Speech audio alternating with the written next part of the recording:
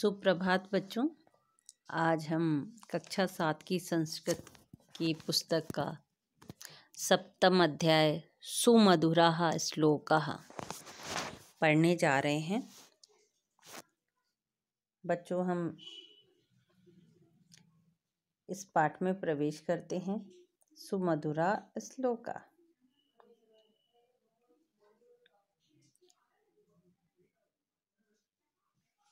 पाठ में प्रवेश कर चुके हैं। सबसे पहला बच्चों श्लोक है इसमें,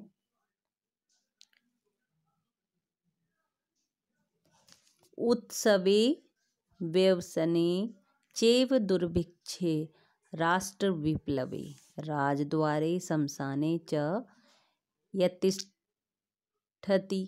स बान्धव।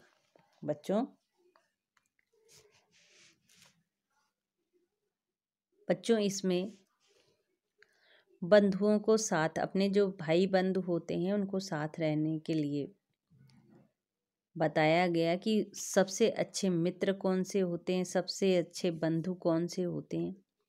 उत्सव में, व्यसने में यानी संकट में, दुर्भिक्षे यानी सूखा पड़ने पर, राष्ट्र विप्लवे देश में विपत्ति आने पर, राजद्वारे यानी राज दरबार में, शमशाने और शमशान भूमि में, च यतिष्ठति स बांधवा जो सदा साथ रहता है वही बंधु है और वही भाई है। यानी इन सब समयों पर जो साथ रहता है, साथ देता है, वही सच्चा मित्र होता है, वही सच्चा बंधु होता है।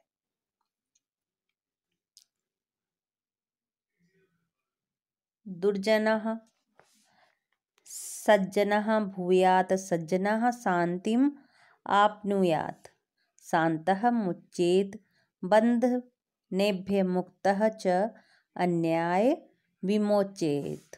यानी बच्चों, दुर्जन को सज्जन होना चाहिए। दुर्जन यानी जो बुरा व्यक्ति है उसको सज्जन होना चाहिए, और सज्जन को शांति प्राप्त करनी चाहिए।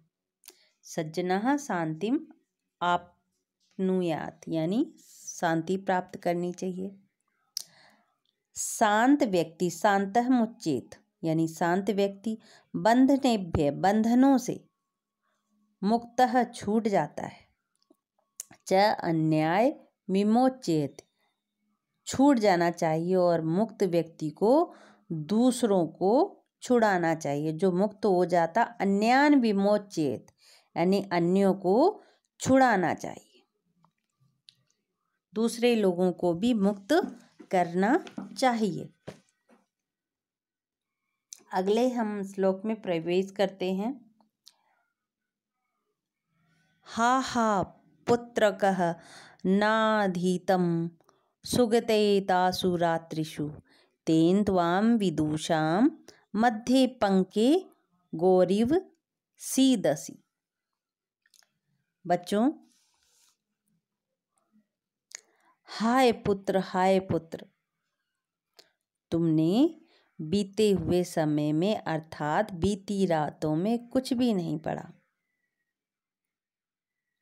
क्योंकि इससे तुम विद्वानों के बीच उसी प्रकार से कष्ट पाते हो जैसे कीचड़ में फंसी गाय। यानी यदि हम समय पर नहीं पढ़ते, बीते हुए समय पर हमने कुछ नहीं पढ़ा है, और जिस समय हम पढ़े लिखों के बीच में आते हैं तो उस समय हम अपने आप को ऐसा महसूस करते हैं जैसे कीचड़ में जब गाय फंस जाती है, वो निकल नहीं पाती, उसको कष्ट होता है।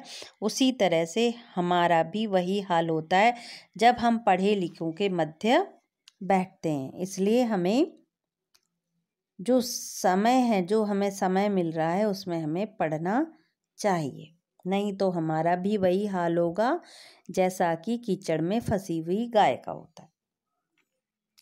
अगला बच्चों श्लोक है इसमें,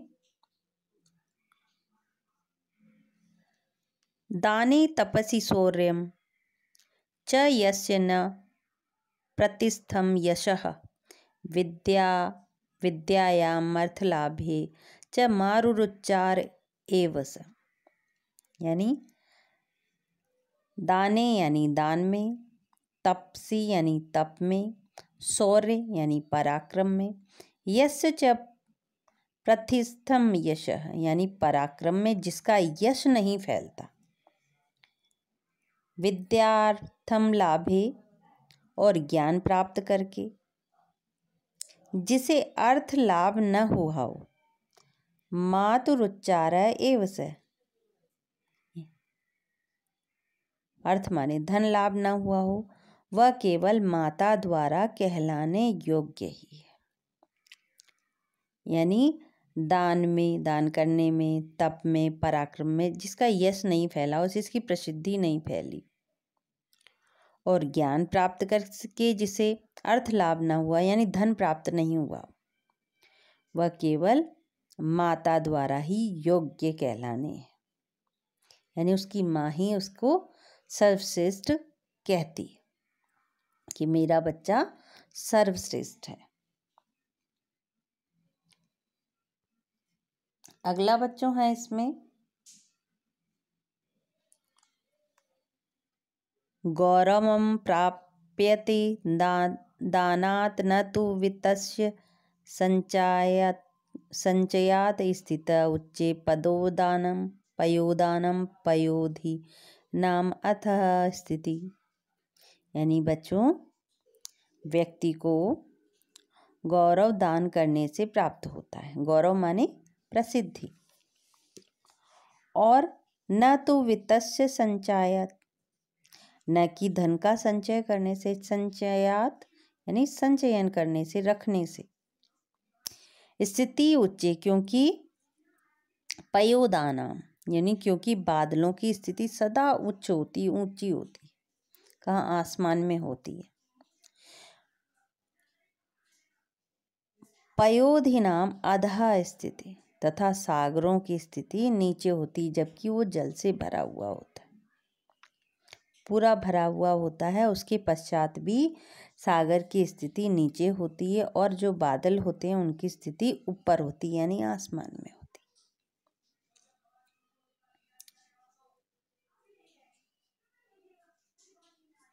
अगला है बच्चों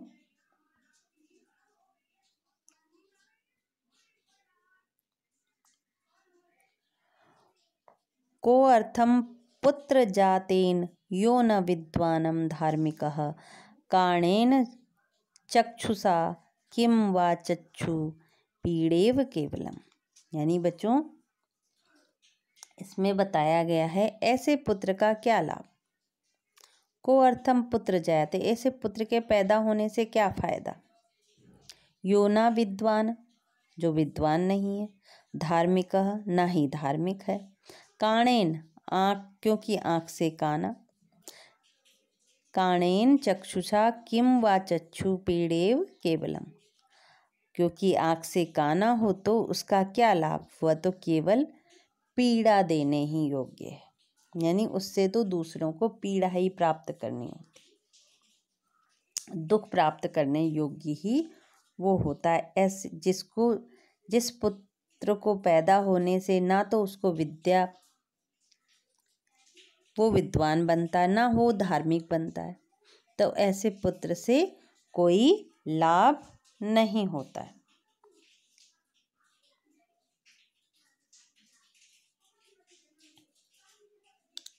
अगला श्लोक है बच्चों वर्मेको गुणी पुत्रो न च मूर्ख शतान्यपि एकश्चंद्रस्तमो हन्ति न च तारागणो अपि च। यानी बच्चों